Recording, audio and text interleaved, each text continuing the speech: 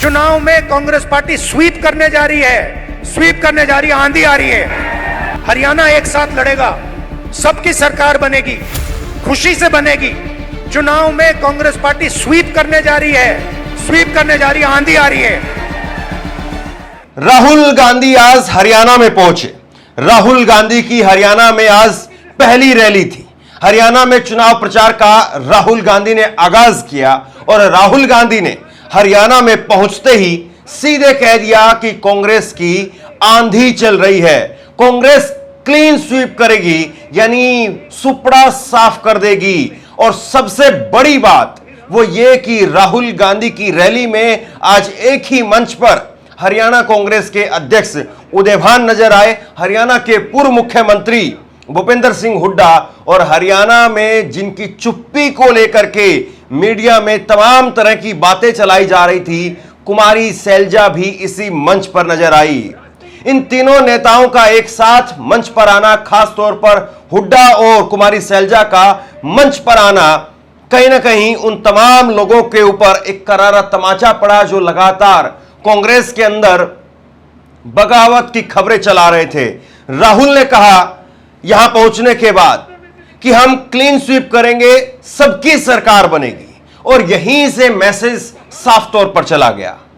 खुशी से बनेगी।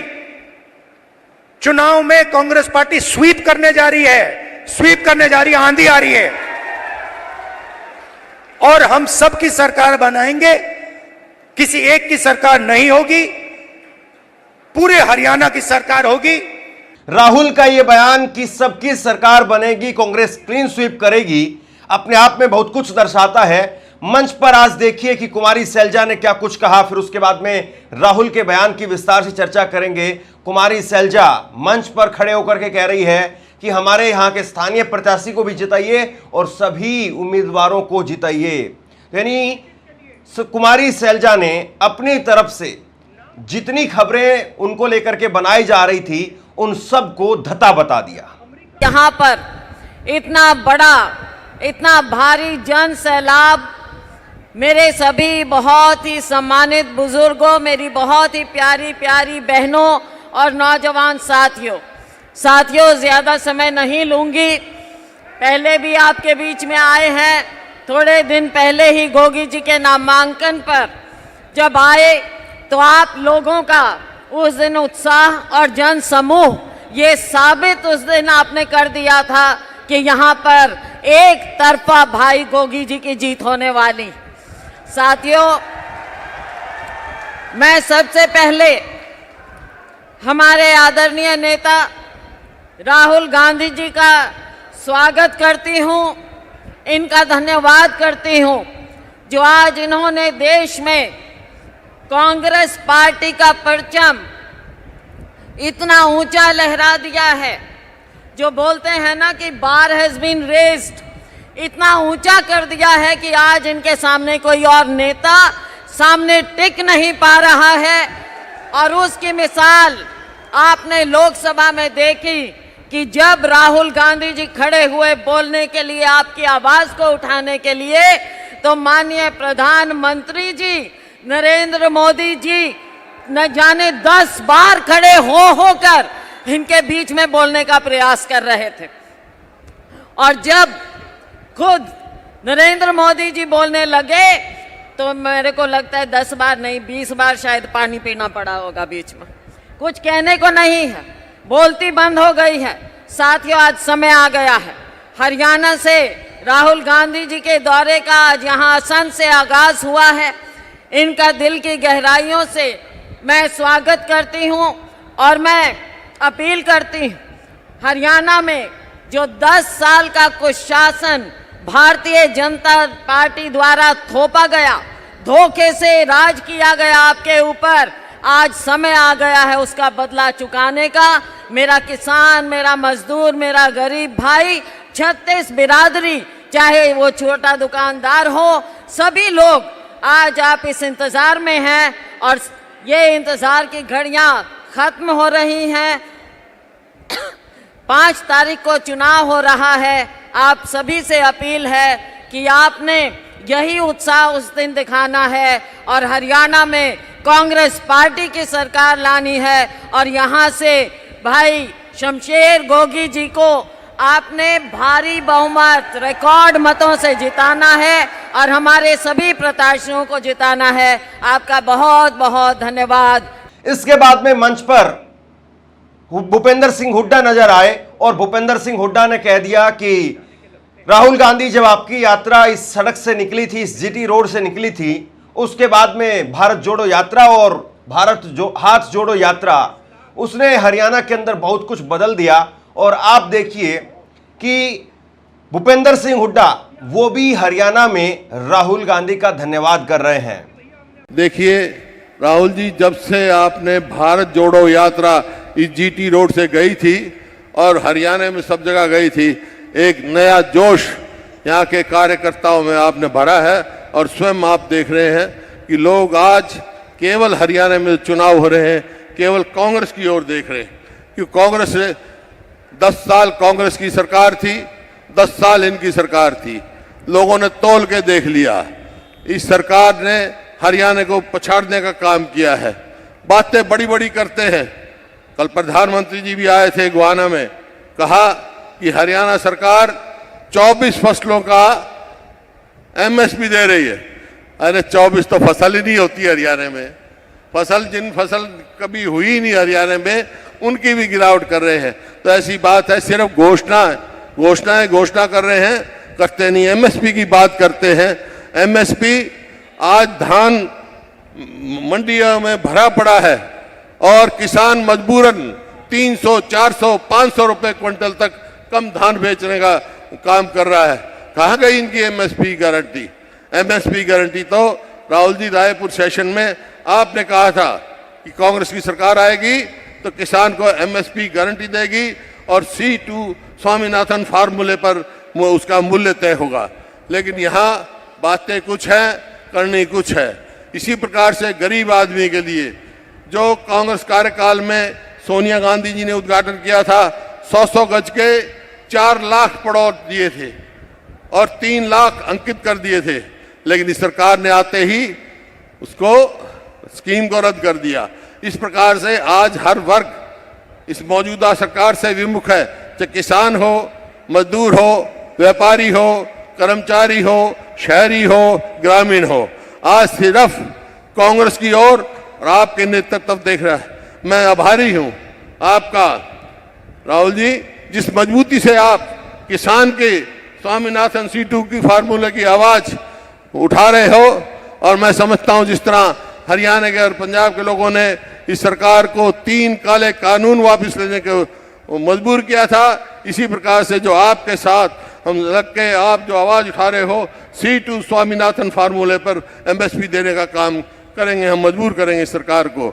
आप आए हो, मैं आपका स्वागत भी करता हूं और धन्यवाद भी करता हूं और आपको विश्वास भी दिलाता हूं। आज कांग्रेस के पक्ष में हरियाणा में लहर चल रही है, कांग्रेस आ रही है, भाजपा जा रही है। और ये शुरुआत आपकी भारत जोड़ो यात्रा से हुआ, फिर हाथ से हाथ जोड़ो यात्रा से हुआ। इन्हीं शब्दों के साथ आप सब आए। आपका भी धन्यवाद और राहुल जी का भी मैं बहुत शुक्रगुजार हूं कि उन्हें इतना समय दिया। बहुत बहुत धन्यवाद। जय हिंद। इसके बाद राहुल गांधी जब बोलने के लिए खड़े हुए तो आप देखिए कि किस तरीके से राहुल गांधी ने अपने ही अंदाज में अमेरिका की वो कहानी भी बताई जिसमें एक बेरोजगार युवा से राहुल गांधी मिले थे, जिसका एक्सीडेंट वहां पर हो गया, जो डंकी मार करके यानी अवैध तरीके से अमेरिका में गए थे।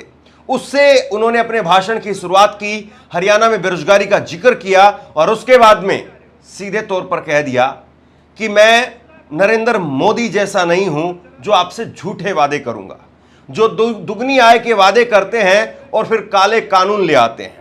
राहुल ने एक एक करके स्थानीय मुद्दों से लेकर के और राष्ट्रीय मुद्दे और अंतर्राष्ट्रीय मुद्दे भी इस रैली के जरिए खड़े कर दिए। नमस्कार, कैसे हैं आप? मूड कैसा है? नहीं, सुनाई नहीं दिया मुझे। मूड कैसा है? ये देखिए, आजकल ग्लोबलाइज्ड दुनिया है, सारे के सारे देश हवाई जहाज से, टेक्नोलॉजी से जुड़े हुए हैं। कुछ दिन पहले मैं अमेरिका गया। अमेरिका में मेरा प्रोग्राम टेक्सास में था और किसी ने मुझे कहा कि टेक्सास में हरियाणा के युवाओं से मुझे मिलना चाहिए। पता नहीं आपने वीडियो देखा, नहीं देखा? देखा। मैं आज आपसे उस वीडियो के बारे में बोलना चाहता हूं, क्योंकि अगर आज आप हरियाणा को समझना चाहते हो तो जो भी समझना है उस वीडियो के अंदर है। सबसे पहले जब मुझे बताया गया कि हरियाणा से हजारों लोग, 15-20 हजार लोग अमेरिका गए हैं, मैं हैरान हुआ। हरियाणा से इतने लोग अमेरिका क्यों जा रहे हैं, ये मेरे दिमाग में सवाल उठा।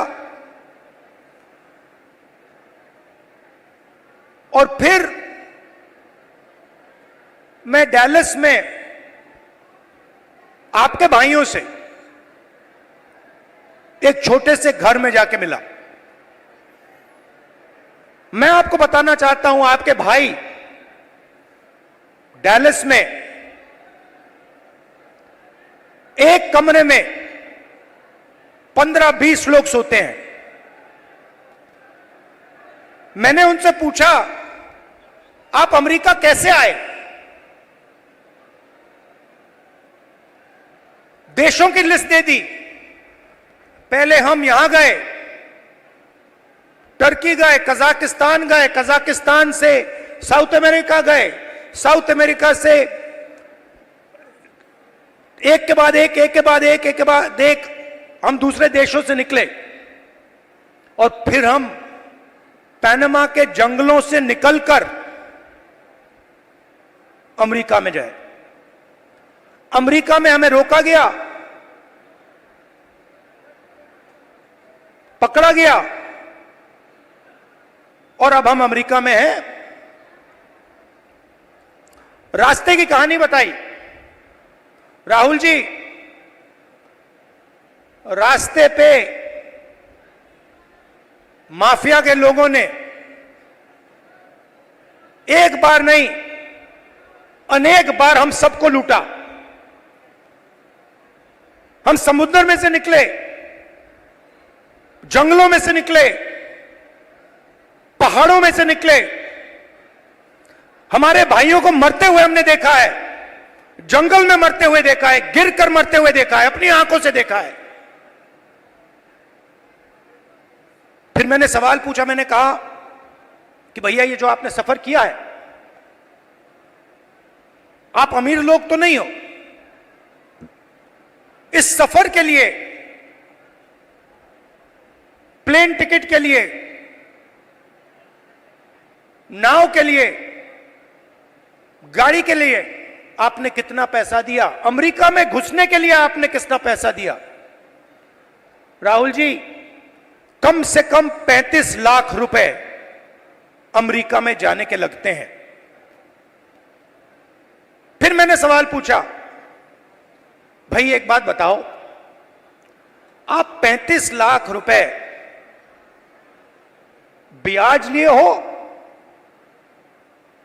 या आपने अपना खेत बेचा? आधों ने कहा कि भैया हमने अपना खेत बेचा, दूसरों ने कहा हम ब्याज लिए। मैंने कहा किस रेट पे ब्याज लिए हो? कहते हैं 2% प्रति महीना। फिर मैंने पूछा, भैया एक बात समझाओ, आपने 30 लाख, 35 लाख, 50 लाख कर्जा लिया है, आप अमेरिका जा रहे हो, 50 लाख रुपए से तो आप हरियाणा में ही बिजनेस चला लोगे। जैसे मैंने ये बात बोली हंसने लग गए, कहते राहुल जी क्या बोल रहे हो आप? 50 लाख रुपए से हरियाणा में बिजनेस नहीं चालू हो सकता है। अगर हमने 50 लाख रुपए, ये 50 लाख रुपए हरियाणा में बिजनेस चालू करने के लिए लगा दिए होते तो हमारा बिजनेस फेल हो जाता। किसी ने मुझे यह भी कहा कि राहुल जी मैंने ट्राई किया, फेल हो गया। बेरोजगारी है, महंगाई है। और जब उन्होंने मुझे बोला, मुझे दुख हुआ। उन्होंने बोला राहुल जी हरियाणा में हमारे जैसे लोगों के लिए अब कुछ नहीं बचा है। अगर एक युवा गरीब है, अरबपति का बेटा नहीं है, तो ना उसे बैंक लोन मिल सकता है, ना वो बिजनेस चालू कर सकता है, ना वो पब्लिक सेक्टर में जॉब पा सकता है, ना वो आर्मी में जा सकता है। एक के बाद एक, एक के बाद एक, एक के बाद एक, एक के बाद एक सारे दरवाजे आपके बंद कर दिए गए हैं।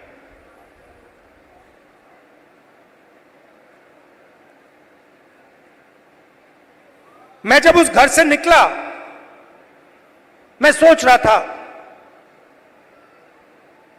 कि अगर इनकी ये हालत है तो इनके बच्चों की क्या हालत है।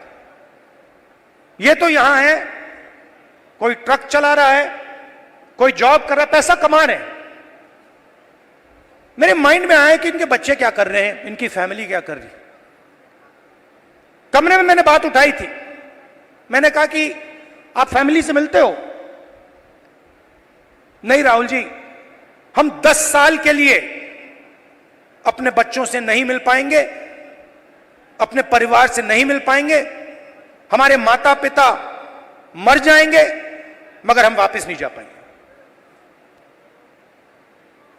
और फिर एक व्यक्ति ने मुझे कहा राहुल जी एक काम कीजिए, जब आप वापस हिंदुस्तान जाएंगे तो आप 5 मिनट के लिए हमारे परिवारों से मिल लीजिए और उनको कह दीजिए कि हम ठीक हैं, हम सलामत हैं। मैंने उनसे कहा कि भाई बताओ, आपके पास तो मोबाइल फोन तो होगा, वीडियो कॉल करते होगे, तो उनको तो मालूम होगा। वो मुझे कहते हैं नहीं राहुल जी, वो मानते नहीं है। हम वीडियो फोन पे कॉल करते हैं और हमारे बच्चे मानते नहीं है कि हम ठीक हैं। अजीब सी बात है।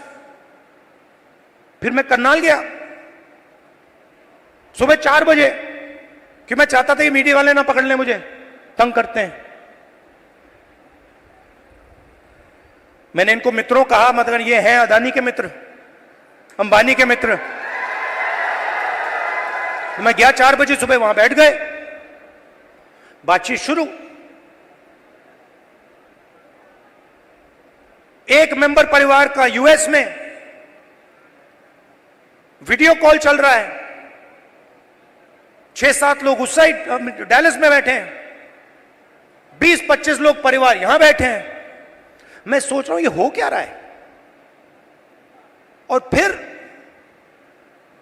छोटा सा बच्चा दौड़ता हुआ वो कंप्यूटर के पास जाता है, कंप्यूटर को ऐसे पकड़ता है और इतनी जोरों से चीखता है कि मैंने मतलब शायद अपनी लाइफ में ये चीख नहीं सुनी। कांपता हुआ चीखता है, पापा पापा पापा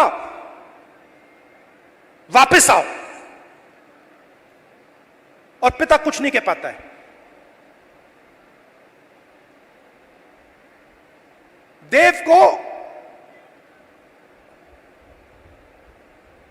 देव की आंखों में आंसू, चिल्ला रहा है।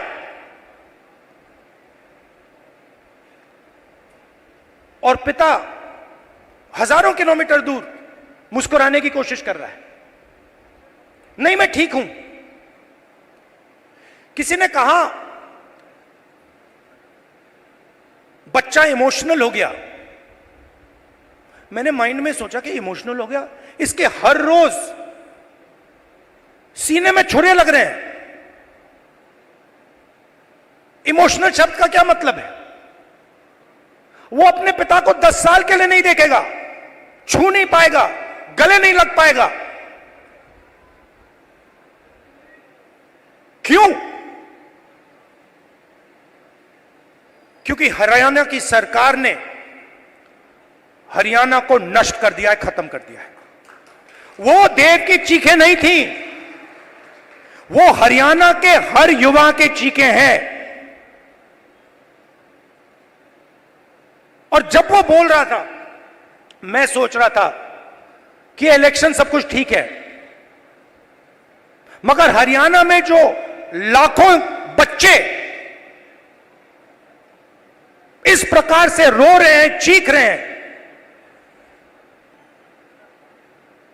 कांग्रेस पार्टी का काम उनके आंसू को पोंछने का है, उनके चीखों को बंद करने का है।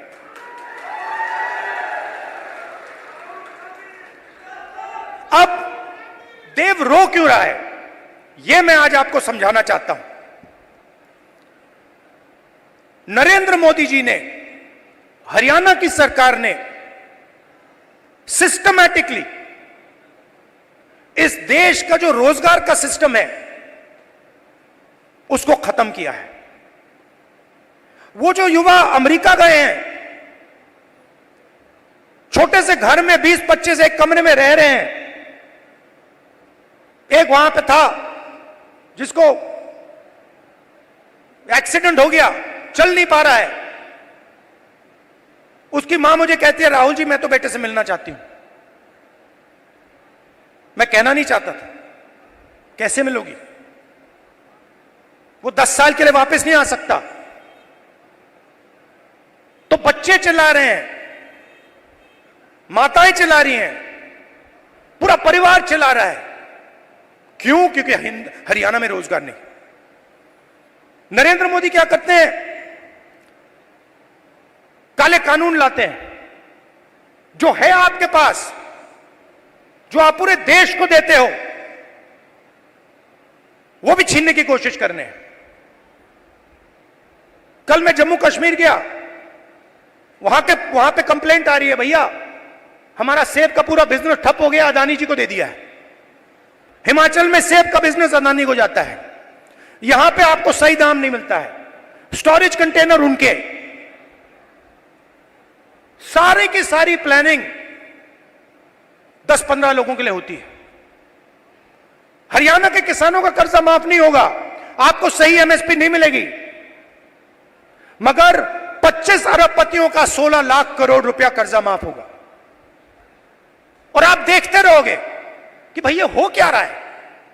यह प्रदेश जो पूरे देश को भोजन देता है, यहां हो क्या रहा है।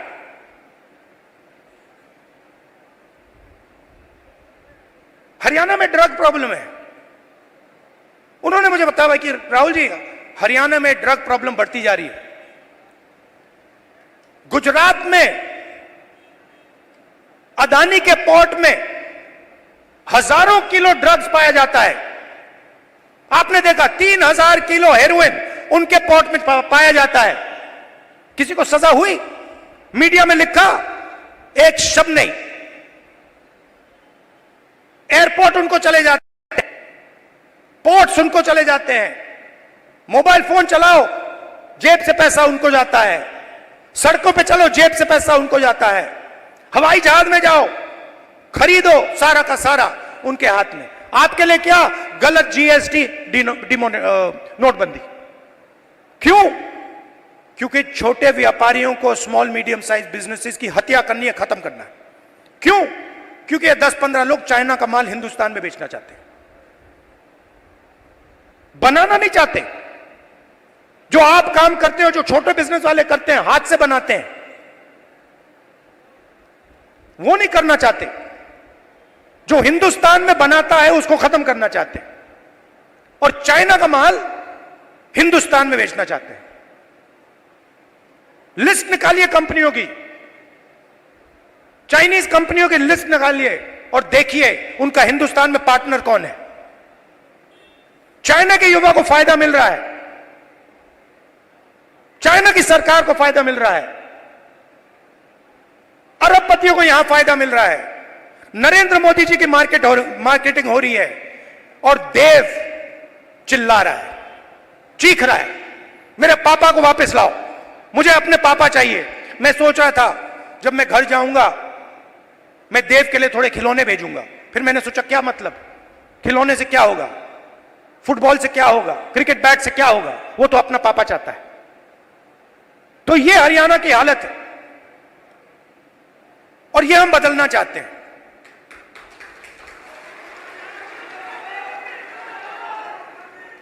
यहां पे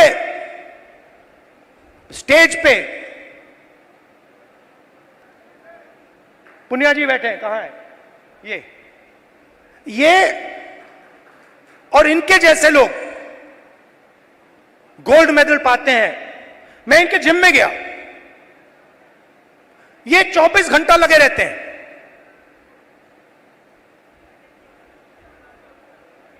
24 घंटा। क्यों?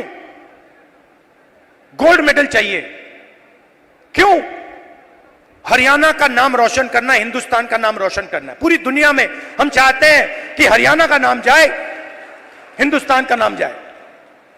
गोल्ड मेडल हम अपने लिए नहीं लेते हैं, गोल्ड मेडल हम हिंदुस्तान के लिए लेते हैं। इन्होंने कहा मुझे, इसने कहा, वो भी 4 बजे सुबह। इनका क्या किया? सारे के सारे एथलीट्स को खत्म कर दिया। इनके बहनों का सेक्सुअल हरासमेंट हो रहा है और जो कर रहा है उसकी रक्षा चल रही है। 24 घंटे टीवी पे देखो, वो रो रही है, कोई फर्क नहीं पड़ता, बीजेपी का आदमी है, चिल्लाओ जितना चिल्लाना है, देव के साथ चिल्लाओ, 24 घंटा चिल्लाओ, हमें कोई फर्क नहीं पड़ता, मर जाओ। ऐसा हरियाणा हमें नहीं चाहिए। हमें हरियाणा ऐसा चाहिए जहां बच्चे ना रोएं, जहां पिता अपने बच्चे के गले लग सके, जहां मां ना रोए। ऐसा हरियाणा हमें चाहिए और ऐसा हरियाणा कांग्रेस पार्टी आपको देने जा रही है। अब आप मुझसे पूछोगे ठीक है आपने कह दिया, बताओ कैसे? मैं आपको शुरुआत की बात कर रहा हूं। पहला कदम, महिला शक्ति, 2000 रुपए हर महीने महिलाओं को और 500 रुपए का गैस सिलेंडर। दूसरा कदम, जो 2 लाख वैकेंसीज सरकार में आज खाली पड़ी है युवाओं के लिए, हम वो भर के आपको दे देंगे। किसान को एमएसपी गारंटी करके हरियाणा की सरकार देगी और जो आपका बीमा का पैसा है वो आपको एकदम मिलेगा। जैसे ही नुकसान होगा उसके एकदम बाद आपको बीमा का पैसा मिलेगा। गरीबों के लिए घर, 100 गज के प्लॉट और 3.5 लाख रुपए दो बेडरूम के घर के लिए और 300 यूनिट फ्री में बिजली। मगर ये लड़ाई सिर्फ हरियाणा की नहीं है, मैं आपको बताऊं, ये लड़ाई हिंदुस्तान की लड़ाई है और ये लड़ाई कॉन्स्टिट्यूशन को बचाने की लड़ाई है। मैंने इसके बारे में बहुत सोचा है, ये हो क्या रहा है, ये बीजेपी के लोग कर क्या रहे हैं। ये कॉन्स्टिट्यूशन पर आक्रमण कर रहे हैं। जो हिंदुस्तान के गरीब लोग हैं, कमजोर वर्ग के लोग हैं, कॉन्स्टिट्यूशन उनकी रक्षा करता है और बीजेपी कॉन्स्टिट्यूशन को मिटाने की कोशिश कर रहे हैं। वो कह नहीं सकते, ऐसे स्टेज पे आकर वो कह नहीं सकते कि हम कॉन्स्टिट्यूशन को मिटा देंगे,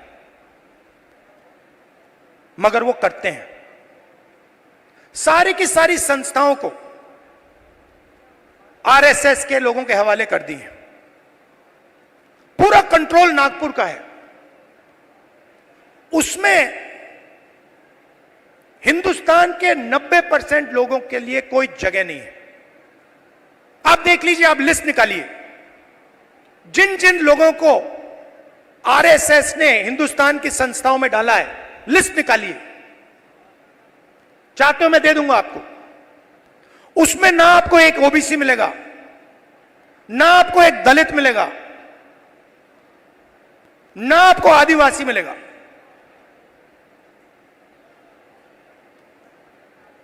तो खोखला कर रहे देश को। इलेक्शन कमीशन में अपने लोग, ब्यूरोक्रेसी में अपने लोग, मीडिया में अपने लोग, इंटेलिजेंस सर्विसेज में अपने लोग, और 90% हिंदुस्तान के लिए कुछ नहीं। इसलिए हमने चुनाव में जाति जनगणना की बात की। हिंदुस्तान में किसकी कितनी आबादी है, यह हम जानना चाहते हैं। अब इसमें कोई गलत बात तो नहीं है। जैसे चोट लगती है, आपको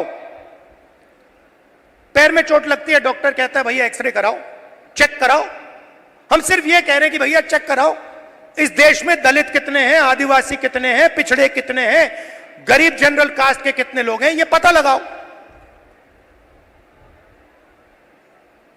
कभी आरएसएस कहती है करना चाहिए, अंदर से कहते हैं भैया ये मत करवा देना, सच्चाई निकल आएगी। सच्चाई क्या है कि 90% लोगों के पास कुछ है ही नहीं। 250 सबसे बड़े बिजनेसेस देख लीजिए, लिस्ट निकालिए, उनकी मैनेजमेंट की लिस्ट निकाल लीजिए, उनके सीईओज की लिस्ट निकाल लीजिए, ओनरशिप जिसके हाथ में, उनकी लिस्ट निकाल लीजिए। आपको उसमें एक ओबीसी, एक दलित, एक आदिवासी मिल जाए तो मुझे बता देना, मैं उसको अभी भी ढूंढ रहा हूं। कॉर्पोरेट इंडिया में 90% हिंदुस्तान का एक भी व्यक्ति नहीं है। गरीब जनरल कास्ट भी वहां आपको नहीं दिखेगा। सिलेक्ट लोग हैं। अदानी जी का बिजनेस है, हजारों बिजनेस उससे कनेक्टेड हैं। वो सारे के सारे कोई ना कोई परिवार का आदमी है। भाई कुछ करता है, बहन कुछ करती है, फैमिली बिजनेस है। ऐसे ही बिजनेसेस है। 250 में से आप मुझे नाम दे दो दलित का, आप नाम दे दो आदिवासी का, आप नाम दे दो पिछड़े का, नहीं है। ब्यूरोक्रेसी में देखो, हिंदुस्तान की सरकार को 90 लोग चलाते हैं, सेक्रेटरी कहलाते हैं। 3 दलित हैं, आबादी 15%, 90 में से 3। पिछड़ों की आबादी कम से कम 50%, 90 में से 3। होने कितने चाहिए? 45 अगर आप आबादी से जाओ, नहीं 3। और बजट कितना संभालते हैं? आदिवासी जिनकी 8% आबादी है, 100 रुपए में से 10 पैसे का बजट संभालते हैं। दलित 100 रुपए में से 1 रुपया संभालता है। ओबीसी 100 रुपए में से 5% संभालता है। यह हिंदुस्तान की सच्चाई है। इसलिए हमने कहा है कि जाति जनगणना होगी, नेशनल लेवल पे होगी।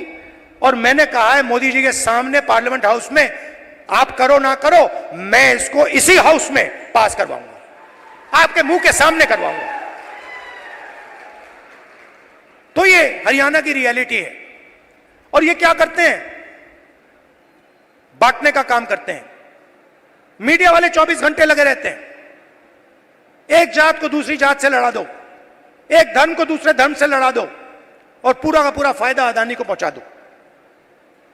हरियाणा एक साथ लड़ेगा, सबकी सरकार बनेगी, खुशी से बनेगी। चुनाव में कांग्रेस पार्टी स्वीप करने जा रही है, स्वीप करने जा रही है, आंधी आ रही है। और हम सबकी सरकार बनाएंगे, किसी एक की सरकार नहीं होगी, पूरे हरियाणा की सरकार होगी। इसमें सबकी इज्जत होगी, सबकी रिस्पेक्ट होगी, सबकी जगह होगी। और मेरी जहां भी आपको जरूरत हो, कहीं भी पार्लियामेंट में आपको कुछ उठवाना हो, कुछ कहलाना हो, आप मुझे बस ऑर्डर दीजिए, राहुल जी हरियाणा आपसे ये कहलवाना चाहता है, मैं कह दूंगा वहां पे जाके। दिल का रिश्ता है, पुराना रिश्ता है। मैं आपसे यहां आके 50 झूठ नहीं बोलने वाला, वो मोदी जी का काम है। आपने 10 साल देख लिए, सुन ली उनकी बात, आमदनी दुगनी कर दूंगा, और फिर काले कानून ले आए, छोटे बिजनेसेस को फायदा पहुंचाऊंगा, नोटबंदी जीएसटी ले आए। उनका काम आप जानते हो। अब सब मिलकर एक साथ हरियाणा को खड़ा होना है, क्योंकि देव जैसे जो बच्चे रो रहे हैं, उनके आंसू पोंछने हैं, उनको खुश करना है और उनको अपने पिता के पास गले मिलने देना है। धन्यवाद। कुल मिलाकर के राहुल गांधी का आज का पहला आगाज हरियाणा के अंदर बीजेपी के लिए बेचैनी पैदा करने वाला है। और अब सवाल यही है कि बीजेपी के कद्दावर नेता पहुंचेंगे हरियाणा में तो क्या कुछ कहा जाएगा, मुख्यमंत्री की तरफ से क्या कुछ कहा जाएगा, और प्रधानमंत्री इस पर क्या कुछ कहेंगे, इसका इंतजार है। हरियाणा में राहुल के आगाज को आप किस तरीके से देखते हैं, नीचे कमेंट बॉक्स में लिख करके जरूर बताइए। इस वीडियो को शेयर कीजिए और इसी तरह की तमाम खबरों के लिए ऑनलाइन न्यूज इंडिया को सब्सक्राइब कीजिए। आपका बहुत बहुत धन्यवाद।